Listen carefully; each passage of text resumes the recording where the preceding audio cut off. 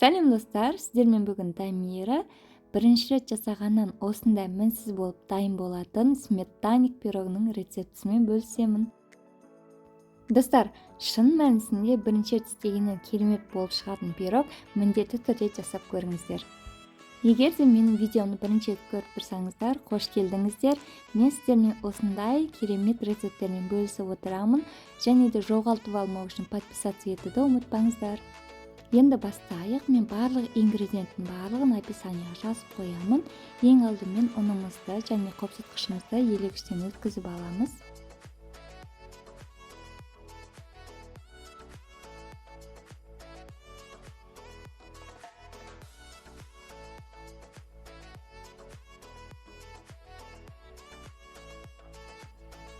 Оның үстіне қант саламыз. Жоғалап туралған сары майды саламыз. Бөлме температурасында тұрған. Барлығын жақсылап қолмен біріктіреміз.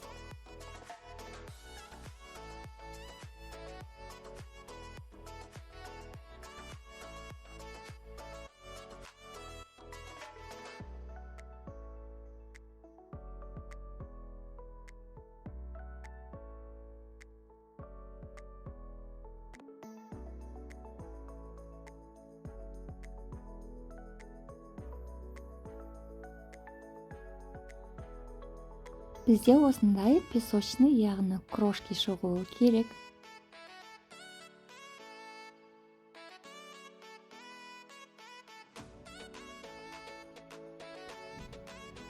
Енді осының үстіне бір дана жұмыртқаны құйып, қамыр илейміз.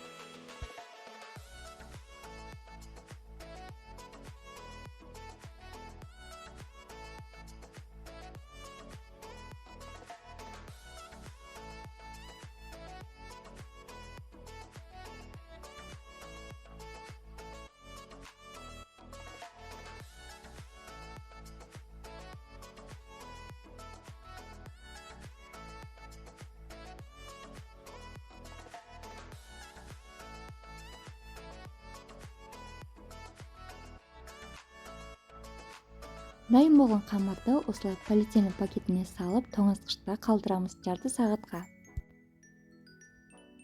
Қамырымызды алып формамызға саламыз. Менің формамның размері 26 сантиметр. Дәл видеодағыдай қамырымызды салып шығамыз. Шет-шетін шығарамыз, яғни бортиктарын да шығарып аламыз.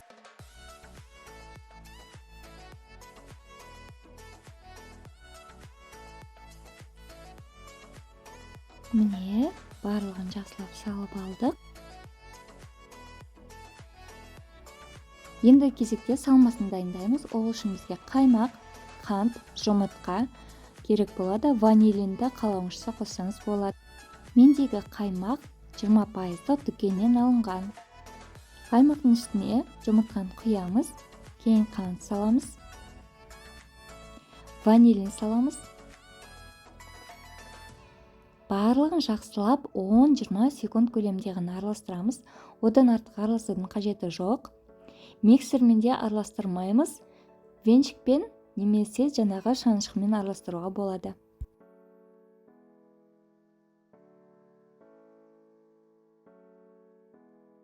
Салмамыз міне дайын болды. Енді осыны қамырдың үстіне құямыз.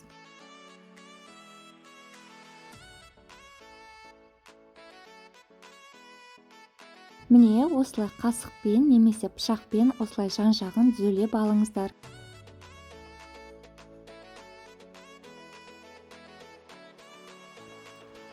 градуста қызып тұрған пеште 40-45 минут көлемінде сарғайғанша пісіріп аламыз.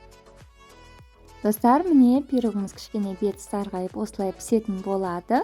Пирогты бірден формадан алмаймыз, суығаннан кейін ғана формадан шешіп аламыз. Пирогтың суына достар шамамен 2-3 сағаттай көлемінде кетеді.